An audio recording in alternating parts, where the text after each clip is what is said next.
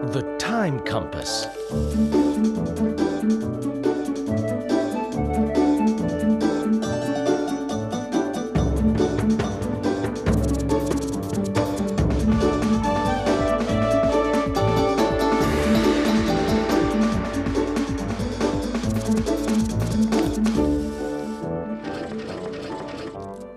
The Ancient Israelites, Part 1. Over the course of history, many nations have risen and stood out. But regardless of how strong or powerful they were, most of them, sooner or later, ended up disappearing or being swallowed by other nations. Ancient civilizations were invaded, nations were conquered, and some cultures completely disappeared in the sands of time. However, there was a very small nation that, despite the fact that it had barely any military might, managed to last to this day across the vast ocean of history. These were the ancient Israelites, who managed to endure thanks to a powerful belief they held, which was that they were God's chosen people. The story of Abraham. The stories of the Israelites can be found in a very special book. Can any of you guess what the name of this book is? Peter Pan? Sleeping Beauty? No. Little Red Riding Hood? Not that one either. The book is the Torah. Ah.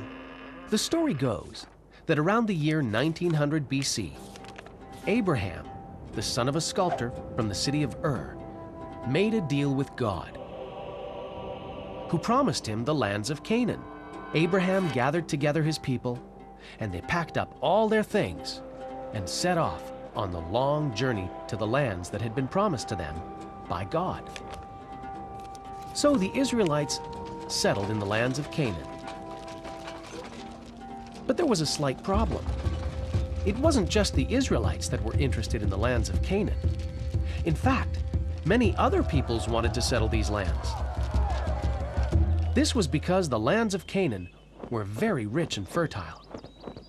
They were also located between two great kingdoms of the age, Egypt in North Africa and Babylon in Mesopotamia. These incredibly powerful kingdoms were fighting over this area because a great number of trade routes passed through it. But this land was a lot more than just a fertile zone to the Israelites.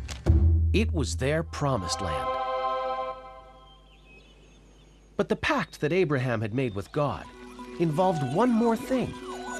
Abraham and his nation had to renounce all religions that worshipped many gods, and they had to accept the existence of just one single God, the creator of all things. The Patriarchs. I, Abraham, am the leader of my people. This makes me the first patriarch. A patriarch means the male head of a family. This meant he imposed the laws and was also the religious head. The patriarch was the leader for his wife, children, and also the children of closely related families. When the patriarch died, the oldest male child became the new patriarch, and so on and so on. The oldest son of Abraham was Isaac, and Isaac's son was Jacob. Jacob became famous because he had 12 sons, and each one became the patriarch of his own tribe.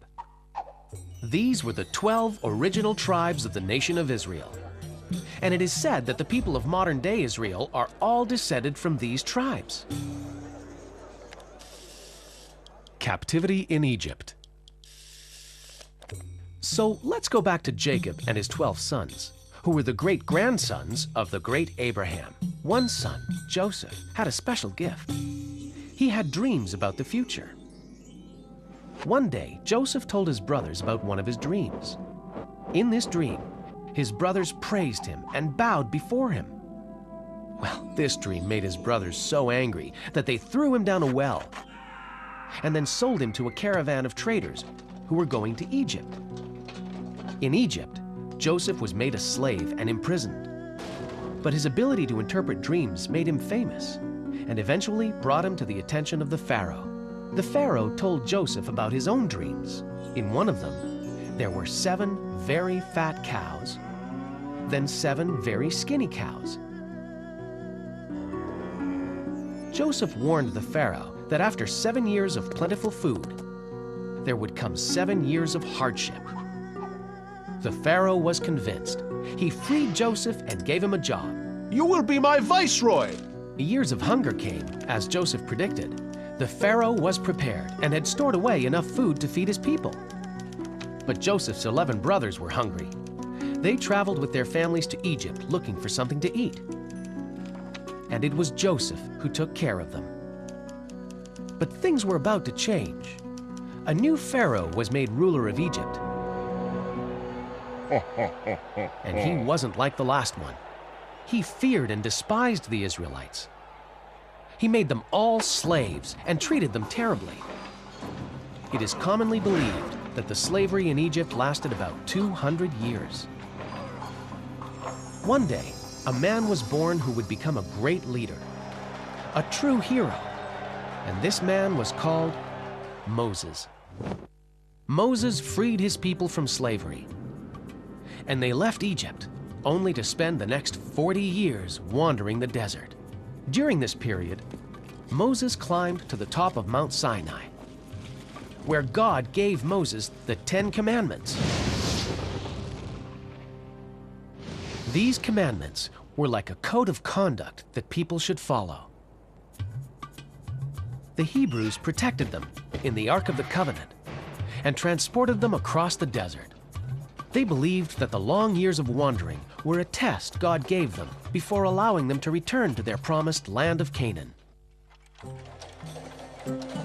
Let's dig a little deeper with our time compass and find out about other codes of conduct in ancient times. It is said that Moses received the 10 Commandments from God. These laws were a code of conduct the Israelites were to follow. These laws were so important, they built the great Temple of Jerusalem to protect them. And why were these laws so important? Wouldn't it be better if everybody just did what they wanted? Well, no, not really. Imagine if everybody just did what they wanted.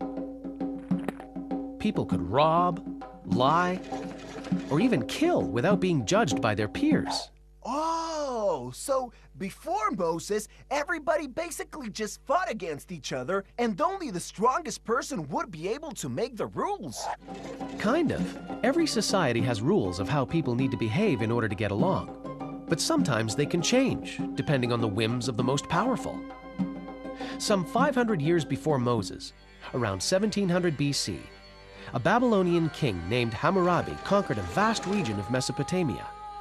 But each region that he had conquered had its own set of rules, and none of them were written down. So the rules could change depending on the ruler of the time. This led to much confusion and fighting, because no one really knew what the rules were. So how could they follow them? So Hammurabi carved history's first code of conduct onto a large stone column. From then on, there were no longer any doubts about what the laws of the land were, since it was carved on stone for everyone to see. And because it was carved in stone, nobody could easily change it, not even kings. In the next episode of The Time Compass, The Ancient Israelites Part 2. After many years of wandering, the ancient Israelites finally returned to their land, and thus began a magnificent period for their civilization, the time of the kings of Israel. It was during this time that a great story was born, about a young shepherd named David who volunteered to fight the Philistines' greatest warrior, a giant named Goliath. Even though David was very small, he was able to beat Goliath using his intelligence instead of his strength. David, armed with only a slingshot, landed a blow right between Goliath's eyes. Having defeated the Philistines' greatest warrior, David drove out the Philistines and brought peace to the land. He became king of Canaan and made Jerusalem the capital. Solomon did his best to avoid wars and invasions. But the ancient kingdom was surrounded by others, such as the Assyrians, Babylonians, and Egyptians, all of whom wanted the fertile lands of Canaan.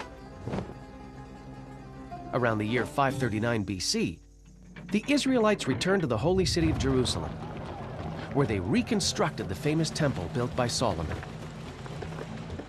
All the hardships they had overcome had made their convictions even stronger, and they gradually decided to isolate themselves from other nations. They wrote down many of the stories of their past and the holy mandates of their religion. They contained these stories and teachings in a book called the Torah.